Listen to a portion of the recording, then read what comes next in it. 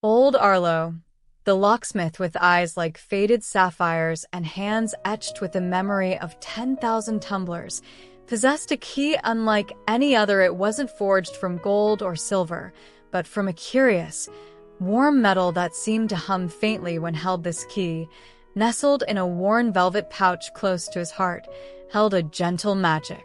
It could open any lock. It encountered rusted gates guarding forgotten gardens, yielded with a sigh. Sturdy oak doors barring storm cellars clicked open readily. Even the intricate, frustrating puzzle boxes children brought him surrendered instantly to its touch. Arlo used its power generously, rescuing cats from sheds, reuniting families with heirlooms locked in stubborn chests, and bringing relief with every smooth turn. The townsfolk whispered he'd been blessed by the spirit of openness itself, yet a quiet sorrow always lingered behind his smile. A shadow the miraculous key could never dispel, for Arlo lived alone in a small, silent cottage on the edge of the whispering woods. While his key danced for others, his own home held a profound stillness. He avoided the cheerful chaos of the village square during festivals and politely declined invitations for tea, his gaze often drifting towards a small,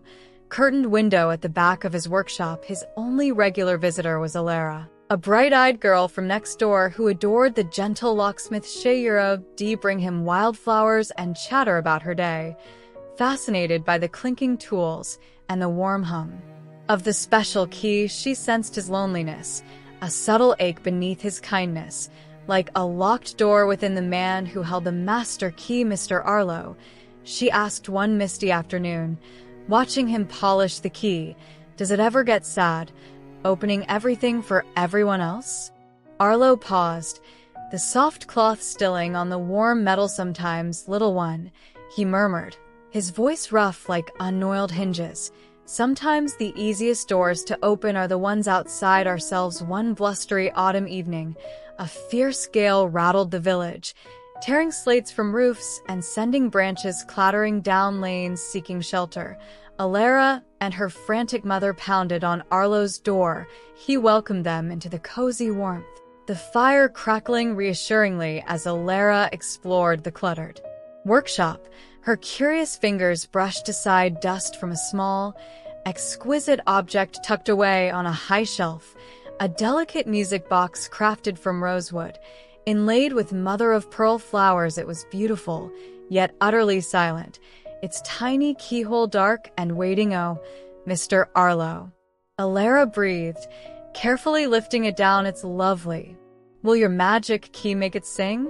Arlo's face, illuminated by the firelight, seemed to crumple, all color drained from his weathered cheeks, replaced by a profound weariness that reached deep into his soul. He looked suddenly ancient, burdened by a grief far heavier than any lock. Slowly, with trembling hands that belied his usual deftness, Arlo took the music box from Elara. He cradled it as if it were made of spun glass, his thumbs tracing the intricate floral patterns worn smooth by time and touch. A deep silence filled the cottage, louder than the howling wind outside. He drew the miraculous key from its pouch. Its familiar, comforting hum seemed softer now, almost hesitant with infinite care, as if approaching something sacred and fragile.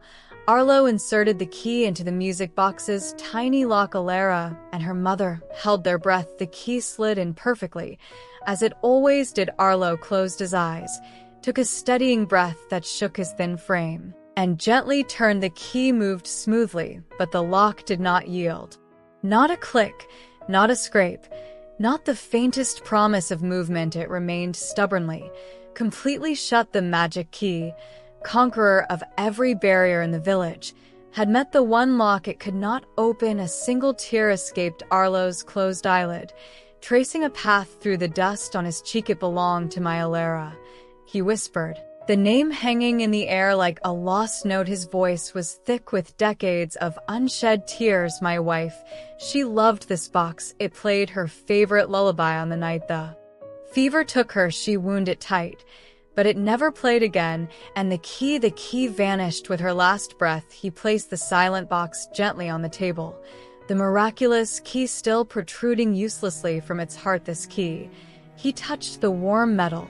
It found me years later. A gift or a curse. I never knew. It opens everything except the lock guarding the last piece of her music. The last echo of her voice. It opens every door, but the one to my own peace, the weight of his solitude. The reason for his quiet retreat from the world settled heavily upon the room. His magic couldn't unlock the past, couldn't turn back time to hear that lullaby one last time. Elara, her young heart aching with a newfound understanding, moved closer. She didn't reach for the key or the box. Instead, she slipped her small hand into Arlo's large, calloused one. It was cold. She leaned her head against his arm, offering the simple, wordless comfort of presence. Her mother placed a warm mug of tea beside the silent music box. They sat together in the firelight, the wind still moaning outside, but the cottage filled with a different kind of warmth. Not the magic of a miraculous key, but the fragile, powerful warmth of shared silence and acknowledged sorrow. The music box remained closed, its song a secret kept by time. Yet, as Elara's small hand held his, Arlo felt something shift within him. Not the sharp click of a lock opening, but the slow, quiet thawing of an inner door held shut for far too long, opening just a crack to let compassion. And years flowed by like the stream behind Arlo's cottage. The miraculous key continued its work, a symbol of help freely given. The silent music box remained on his mantelpiece, a testament to a love that endured beyond loss. Elara grew, but never stopped visiting, often bringing her own children to hear tales of the key and the kind, gentle man who wielded it. Arlo, while the sorrow for his Elara never truly vanished, learned to carry it differently. The cottage was no longer just silent. It held the murmur of shared stories, the laughter of children, the comforting clink of teacups. He understood now that some locks aren't meant to be forced. Some doors guard chambers too sacred for any key. The magic wasn't truly in the metal that opened everything, but in the human connection that finally, softly, began to unlock his own sealed heart, teaching him that while one precious melody might be lost forever, life itself could still hold a different, resonant kind of music.